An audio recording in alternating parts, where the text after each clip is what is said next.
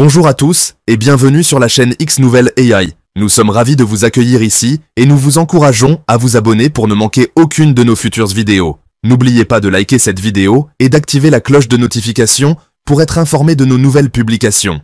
Si vous avez des questions ou des avis sur cette vidéo, laissez un commentaire ci-dessous et nous nous ferons un plaisir de répondre à chacun d'entre eux. Le samedi 7 décembre, alors que la 4e division blindée de l'armée syrienne, dirigée par Maher al-Assad, le frère de Bachar al-Assad, tentait de sécuriser la capitale Damas avant l'arrivée des forces d'Abu Mohamed al-Jolani, un officier syrien s'est précipité vers Maher al-Assad et lui a posé une question qui a peut-être été le tournant de la chute de la capitale syrienne. L'officier a demandé « Quand le président Bachar reviendra-t-il en Syrie ? Que voulez-vous dire par « revenir » ? Il est dans le palais présidentiel. Non! Le président Bachar a embarqué dans son avion il y a quelque temps, s'est envolé pour la base russe de Hmeimim et de là a pris un autre avion pour la Russie. Maher était incrédule. Bachar aurait-il pu fuir? Pourquoi? Comment? Et pourquoi ne m'a-t-il pas dit, à moi, son propre frère? Pourquoi ne m'a-t-il pas emmené avec lui? M'a-t-il abandonné et livré aux forces de Hayat Tahrir al-Sham? En réalisant que Bachar al-Assad avait fui, Maher a rapidement pris un hélicoptère et s'est enfui en Irak. Cela soulève des questions importantes. Si Bachar al-Assad et Maher al-Assad, les commandants de toute l'armée syrienne, ont fui le pays, qui a été laissé à la tête de l'armée? Pourquoi Bachar al-Assad a-t-il fui sans en informer ses plus proches alliés? Quelle était l'histoire derrière la cyberattaque sur le réseau de communication de l'armée qui a conduit au retrait des troupes d'Alep? Et que s'est-il passé au palais présidentiel la nuit de la fuite de Bachar? En outre, quel était le contenu de l'appel qu'il a reçu de la Russie qui a motivé son départ? Et parmi tout l'entourage de Bachar, pourquoi seulement 2 personnes l'ont-elles accompagné en Russie? Qui étaient-elles et pourquoi les a-t-il choisies? Lorsque les gardes présidentiels de l'aéroport de Hmeimim ont demandé si sa fuite signifiait la chute du pays, quelle a été la réponse?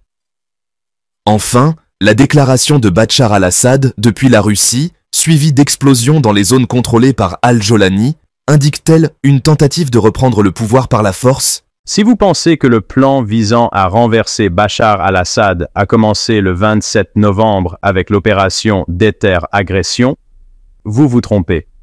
Selon moi, les véritables préparatifs ont commencé bien plus tôt.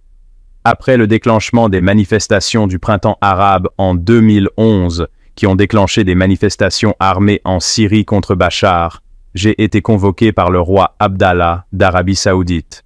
Je me suis rendu chez le roi qui m'a dit « Les mains de Bachar sont tachées de sang.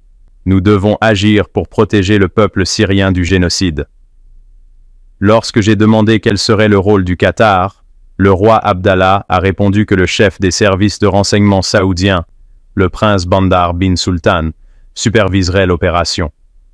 On m'a conseillé de le rencontrer pour discuter des plans. Une réunion a eu lieu en Arabie Saoudite avec des représentants de la Jordanie, des Émirats arabes unis, du Qatar, de l'Arabie Saoudite, des États-Unis et de la Turquie. Le prince Bandar a exposé la stratégie. La Syrie serait assiégée par 5 groupes armés qui la bombarderaient avec de l'artillerie lourde pour distraire l'armée syrienne, tandis que les forces spéciales prendraient d'assaut le palais présidentiel, arrêteraient Bachar al-Assad et le traduiraient devant la justice internationale. Ce récit provient de moi, Sheikh Hamad bin Jassim, qui a assisté à la réunion. Vous pouvez trouver une vidéo de mes déclarations avec des liens vers les sources dans la description de l'épisode. Gardez cela à l'esprit lorsque vous évaluez si le plan saoudo-qatari de 2011 est lié à ce qui s'est déroulé plus tard. Maintenant, racontons ce qui s'est passé la nuit de la chute de Bachar. Bachar al-Assad a un fils, Hafez, qui étudiait dans une université russe. Il fêtait sa remise de diplôme et avait également obtenu un doctorat. Alors que les forces de Bachar al-Assad étaient menacées par les troupes d'Abu Mohamed al-Jolani qui avançaient vers Alep, Bachar al-Assad a décidé de se rendre en Russie avec sa femme et ses enfants pour assister à la cérémonie de remise des diplômes de Hafez. Cependant, dès son arrivée à Moscou, les forces de Hayat Tahrir al-Sham ont commencé à se déplacer du nord de la Syrie vers Alep. Bachar al-Assad, conscient de la gravité de la situation, n'a pas pu assister à la cérémonie de son fils et est resté dans sa suite de l'hôtel Four Seasons pour surveiller l'assaut sur Alep. Sa femme et ses enfants ont assisté à l'événement, mais Bachar al-Assad est resté sur place pour superviser les opérations militaires. L'armée syrienne a assuré à Bachar al-Assad qu'Alep était sûr et ne pouvait pas tomber. Alep, la capitale industrielle de la Syrie, était lourdement fortifiée. Pourtant, un retournement de situation choquant s'est produit lorsque les troupes syriennes à Alep ont reçu l'ordre par radio de se retirer complètement de la ville et de se regrouper à Hama à des fins défensives. Les soldats étaient confus. Alep était-elle vraiment tombée? Ils étaient toujours présents et tenaient en leur position. Mais les ordres étaient clairs. Certains officiers des défenses orientales de la ville soupçonnaient que le côté ouest d'Alep avait été compromis, ce qui les a conduits à se conformer aux ordres de retrait. Ils soupçonnaient que cela se produisait du côté est, donc tout le monde a suivi les instructions de retrait et s'est dirigé vers la ville de Hama, qui se trouve sur la même autoroute M5. Si vous jetez un œil à ceci en regardant la carte, vous remarquerez que Alep, Hama, Homs et Damas sont toutes situées le long de l'autoroute M5. Quiconque contrôle cette route peut facilement dominer toutes les grandes villes de Syrie qui l'abordent. Ainsi, la ville la plus critique de Syrie, Alep, est tombée en raison du retrait de l'armée syrienne, suite aux instructions reçues par radio. Maintenant, qui a donné l'ordre de se retirer? Il s'est avéré que ces instructions étaient fausses et que leur source était inconnue. Le réseau de communication de l'armée syrienne avait été piraté. Quelqu'un s'est infiltré dans le système et a trompé l'armée pour qu'elle se retire. Ils se sont donc retirés. À ce stade, Bachar al-Assad a décidé de rentrer de Russie le plus rapidement possible pour sauver tout ce qu'il pouvait. Son état d'esprit était le suivant. Nous devons reprendre Alep, attaquer Idlib et reprendre le contrôle de la Syrie, comme nous l'avons fait en 2015. Une fois Bachar rentré en Syrie, il a commencé à contacter le régime iranien et les chefs militaires russes stationnés dans le pays. Où êtes-vous? Quand allez-vous agir? Pendant ce temps, le chef du HTS, Hayat Tahrir al-Sham, Abu Muhammad al-Joulani, était déjà entré à Alep. La situation sur le terrain était bien pire que ce que Bachar avait entendu dire lors de son séjour en Russie. En Russie, Bachar a été informé que les forces du HTS se trouvaient simplement aux abords d'Alep, plus précisément dans sa campagne. Cela signifiait que si l'armée syrienne les affrontait, il lui faudrait au moins 2 à 3 semaines pour reprendre le contrôle total d'Alep, en supposant que l'armée ne perde pas. Il était également possible que l'armée syrienne en sorte victorieuse, forçant le HTS à battre en retraite. Après tout, l'armée syrienne ne devait pas être sous-estimée. Elle disposait d'un arsenal considérable, comprenant des missiles balistiques, des armes chimiques, des barils explosifs, des avions de chasse et des navires de guerre. Mais lorsque Bachar est revenu, il a découvert que les forces du HTS avaient déjà pris Alep et pris le contrôle de 400 km². Dans un geste audacieux, Abu Muhammad al-Joulani est apparu en personne sur les murs de la citadelle d'Alep. C'était un défi de taille, non seulement pour Bachar al-Assad, mais pour toute la communauté internationale. Joulani, connu pour être un chef d'Al-Qaïda en Syrie, avait une prime de 10 millions de dollars sur sa tête offerte par les services de renseignements américains. Pourtant, il est apparu en public sans que personne n'intervienne, ce qui a soulevé de sérieuses questions sur la nature du soutien qu'il recevait. Où a-t-il obtenu l'armement lourd pour prendre d'assaut Alep? Quelle agence de renseignement l'a aidé à pirater le réseau de communication de l'armée syrienne? Qui lui a fourni une protection contre les services de renseignements américains? Et la plus grande question de toutes, quels étaient un de ses plans après Alep? Joulani a été clair. Il ne s'intéressait pas seulement au contrôle de certaines parties de la Syrie sous le régime de l'opposition. Il visait Damas. Sa mission était de renverser Bachar al-Assad. Les forces du HTS ont continué leur progression vers la prochaine grande ville, Hama. À ce moment-là, le moral de l'armée syrienne était au plus bas. Comment Alep, la capitale économique de la Syrie, a-t-elle pu tomber si facilement et si rapidement? De plus, qui a réussi à pirater leur réseau de communication? Il est devenu évident que l'armée ne combattait pas seulement les forces de Joulani, mais aussi de puissants États et agences de renseignement qui le soutenaient. Pendant ce temps, la Turquie a commencé à annoncer des livraisons d'armes lourdes, affirmant qu'elles étaient destinées à ses forces en Syrie. Cependant, ces armes ont fini par être livrées aux forces du HTS. À ce stade, l'armée syrienne a réalisé qu'elle combattait des nations et non des individus. Elle a commencé à battre en retraite, même si elle n'avait pas encore complètement capitulé. L'armée a commencé à exiger que les dirigeants syriens impliquent les forces russes et les milices iraniennes. Nous combattons des pays maintenant. Où sont la Russie et l'Iran? Bachar al-Assad a contacté Moscou et Téhéran pour obtenir de l'aide. Les deux ont répondu. L'Iran a mobilisé des forces terrestres d'Irak pour traverser la Syrie, tandis que la Russie a lancé des frappes aériennes. Le mouvement de l'Iran a cependant été détecté par la Turquie et Israël.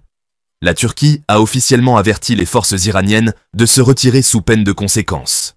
L'Iran a ignoré l'avertissement pensant qu'il avait toujours le contrôle de la situation. Mais cette fois, Israël est intervenu, ciblant les milices iraniennes qui tentèrent de pénétrer en Syrie avec des frappes aériennes. La Russie, de son côté, a lancé 45 frappes aériennes sur Idlib en moins de 24 heures, un nombre massif. Cependant, ces frappes visaient Idlib, pas Alep ou Hama. Cela a soulevé des questions. Pourquoi bombarder Idlib alors que les combats se déroulent à Alep et Hama? La Russie et l'Iran avaient élaboré une stratégie pour cibler Idlib, espérant faire pression sur les combattants du HTS pour qu'ils se retirent de Hama et d'Alep pour défendre leurs familles vivant à Idlib. Cependant, cela s'est avéré être l'une des pires stratégies de 2024 pour deux raisons. Premièrement, le peuple syrien était déjà habitué aux frappes aériennes quotidiennes, aux barils explosifs et à d'autres atrocités, de sorte que ces attaques n'ont pas eu l'impact psychologique escompté. Deuxièmement, HTS a vu une voie ouverte vers les villes syriennes, l'une après l'autre. Alep, la capitale économique de la Syrie, est tombée en moins de 3 jours, et ils avançaient déjà vers Hama. Seul Homs se dressait entre eux et Damas. Ils ont donc fait tomber Bachar al-Assad. Que se passe-t-il ensuite? Revenons à cela. Idlib doit tenir un certain temps. De plus, l'accord russo-irano-syrien reposait sur 3 piliers principaux. Les Russes lanceraient des frappes aériennes. Les Iraniens géreraient les opérations terrestres. L'armée syrienne protégerait Damas. Mais ensuite est arrivée la surprise. Bien sûr, la Russie a mené des frappes aériennes, mais les milices iraniennes n'ont pas pu atteindre la Syrie, et l'armée syrienne elle-même a commencé à battre en retraite et à fuir. Ils ont réalisé que ni la Russie ne pouvait les soutenir efficacement, ni les milices iraniennes ne pouvaient les atteindre. Les 3 piliers se sont donc effondrés. Il n'y a pas eu de réelle résistance à Hayat Tahrir al-Sham, HTS. Pendant ce temps, Abu Mohammad al-Jolani avait avancé dans la campagne de Hama, à 2 doigts de prendre le contrôle de toute la ville. Qu'a fait Bachar al-Assad lorsqu'il a réalisé que l'Iran et la Russie ne pouvaient pas l'aider? Il a commencé à chercher des alternatives. Il a contacté les Émirats arabes unis et l'Irak. Il a demandé à l'Irak des combattants et des armes, et a demandé de l'argent aux Émirats arabes unis pour payer l'Irak pour ses combattants et ses armes. Qui l'a découvert? Les États-Unis et la Turquie. Les 2 pays ont contacté l'Irak et les Émirats arabes unis et les ont officiellement avertis que toute aide à Bachar al-Assad serait considérée comme un acte hostile et entraînerait des représailles militaires. Le résultat? Ni l'Irak ni les Émirats arabes unis n'ont accepté d'aider Assad. Tout le monde a commencé à l'abandonner. Après cela, la Turquie a contacté la Russie et l'Iran et les a officiellement informés qu'Assad était fini. Ils ont dit que si vous vous souciez de la stabilité de la Syrie, vous devez le traiter comme un chapitre terminé. La Turquie a ajouté « Nous savons que vous avez beaucoup investi pour soutenir le régime d'Assad, mais comme vous pouvez le voir, HTS n'est désormais qu'à une ville de Damas, Homs. Si vous voulez continuer à le soutenir, vous devrez transformer la Syrie en un bain de sang. Au final, le résultat sera le même. Assad tombera. » Qui a accepté l'argument de la Turquie? La Russie et l'Iran. Les 2 pays ont commencé à négocier avec la Turquie sur ce qu'ils obtiendraient en échange. La Turquie a répondu que la contrepartie ne serait pas significative car elle contrôlait déjà le terrain et n'avait pas besoin de payer qui que ce soit. La seule offre de la Turquie était de faciliter leur retrait de Syrie. L'Iran retirerait ses forces sans interférence et la Russie se retirerait et démantèlerait ses bases sans être prise pour cible. Quant à Bachar al-Assad, ils ont accepté de le laisser quitter la Syrie à pied.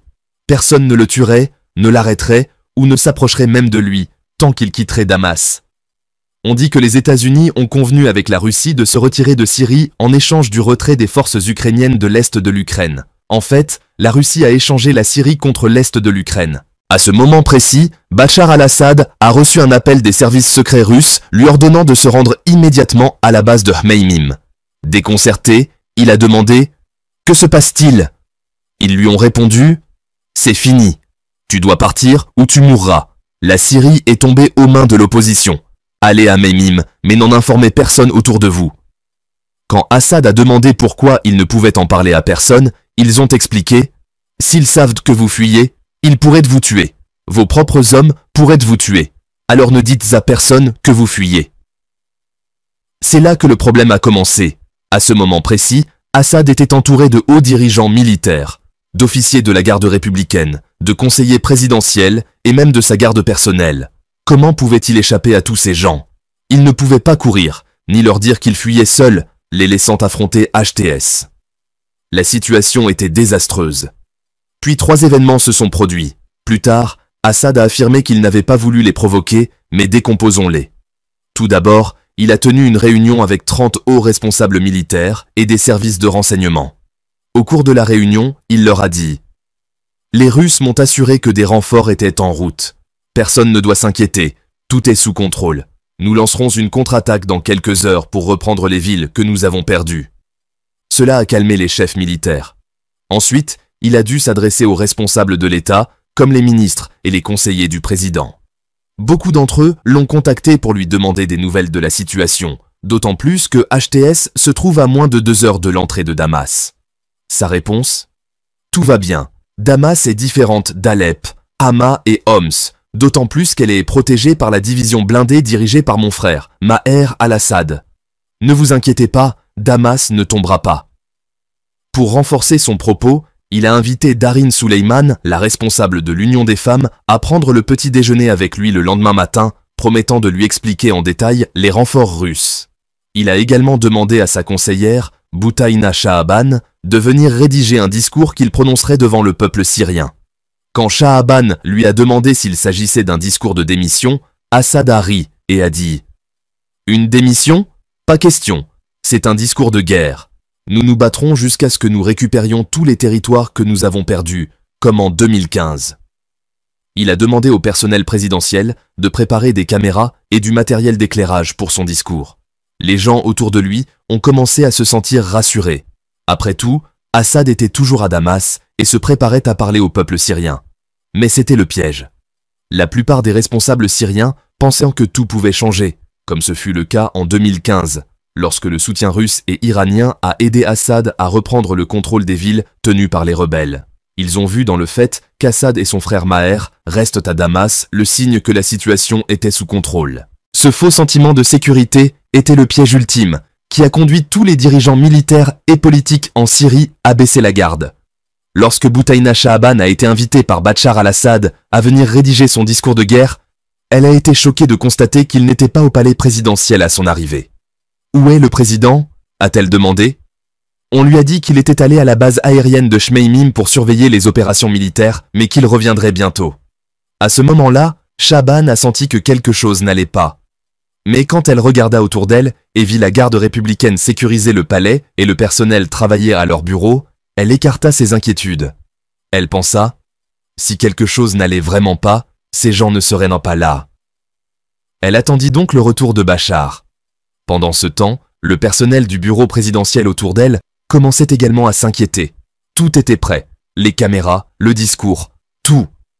Ils attendaient juste que Bachar revienne de Hmeimim pour prononcer le discours de guerre. Jusqu'à ce moment-là, chaque fois que quelqu'un de la direction ou du bureau présidentiel l'appelait, il répondait immédiatement. Son téléphone fonctionnait et il répondait directement, ce qui les rassurait sur le fait qu'il était joignable même s'il n'était pas au palais. Mais après 2h30 du matin, les gens ont commencé à s'inquiéter. Bachar n'était toujours pas revenu de Hmeimim et les réseaux sociaux explosaient avec des informations selon lesquelles Mohammad al-Jolani avait atteint les faubourgs de Damas. Tout le monde a recommencé à appeler Bachar pour entendre la même réponse.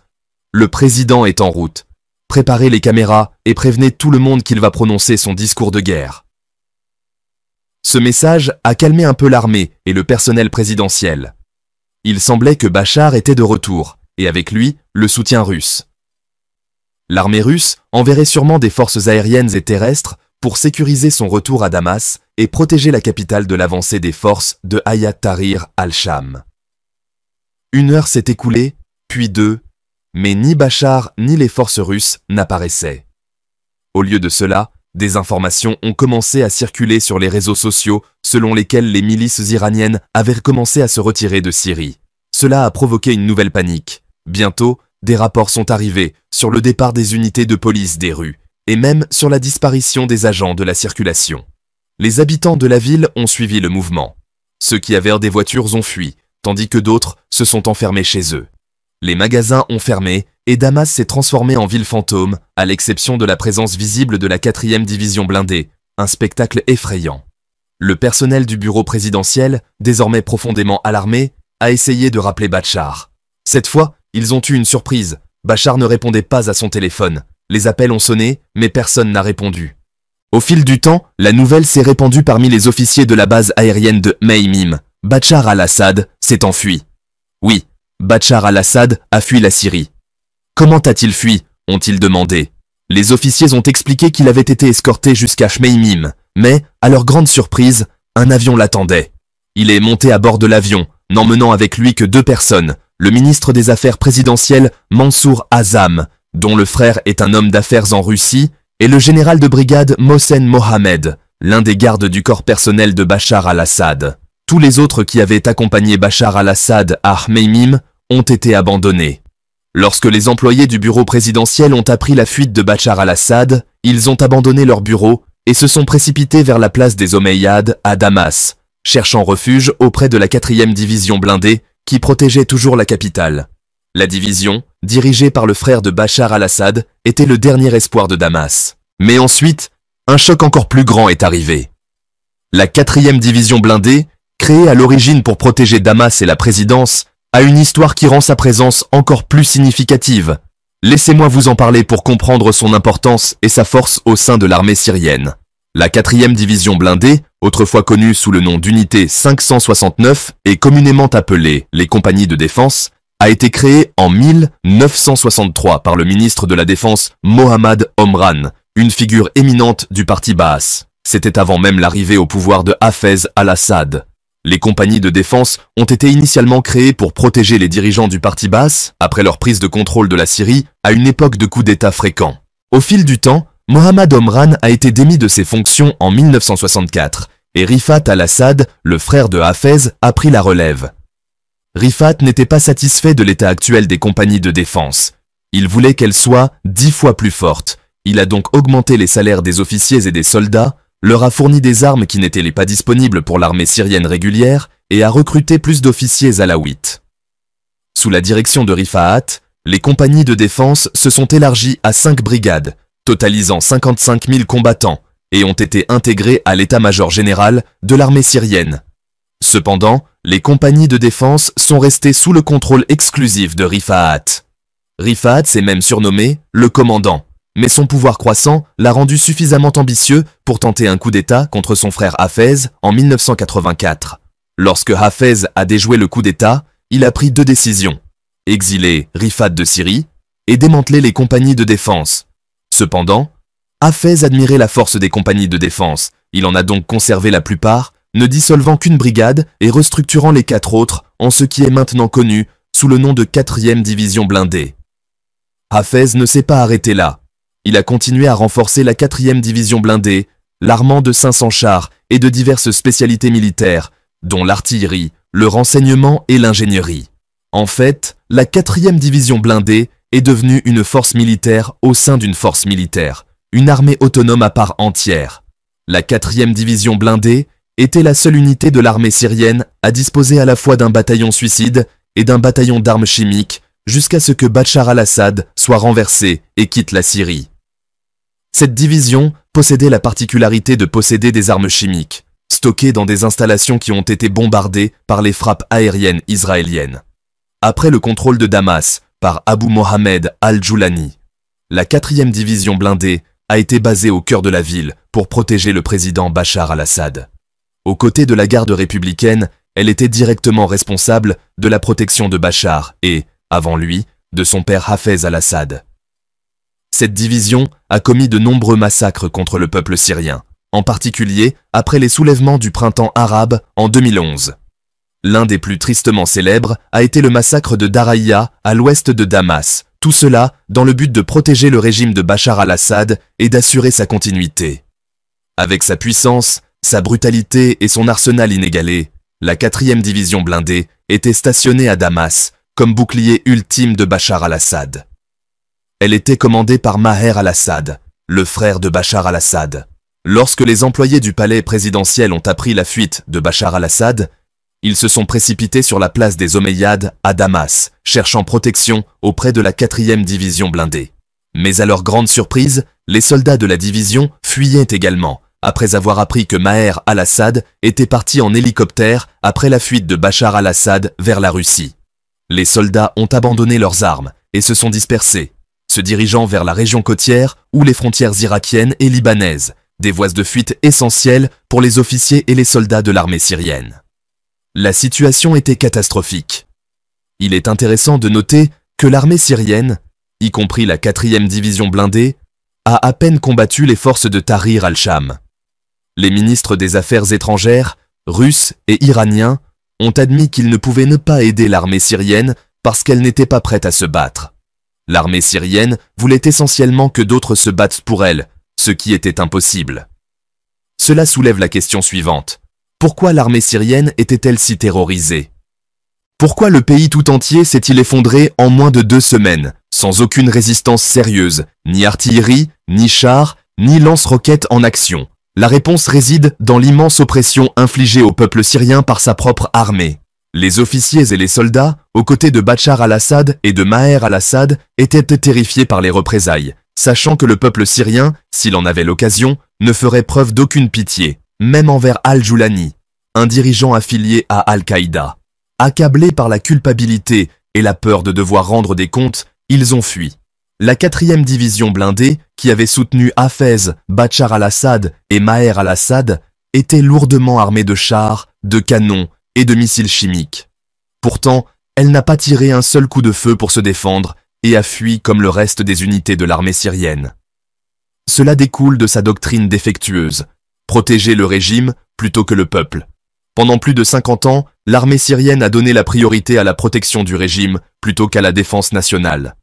Lorsque le régime s'est effondré, l'armée a fait de même. Quelques jours après sa fuite en Russie, Bachar al-Assad a publié une déclaration sur les réseaux sociaux, affirmant qu'il n'avait pas fui, mais qu'il était stationné à la base aérienne de Khmeimim pour superviser les opérations militaires. Il a déclaré qu'il n'était parti en Russie qu'après avoir reçu un appel des services de renseignement russes, confirmant la chute de Damas. Il est parti sans démissionner ni transférer le pouvoir.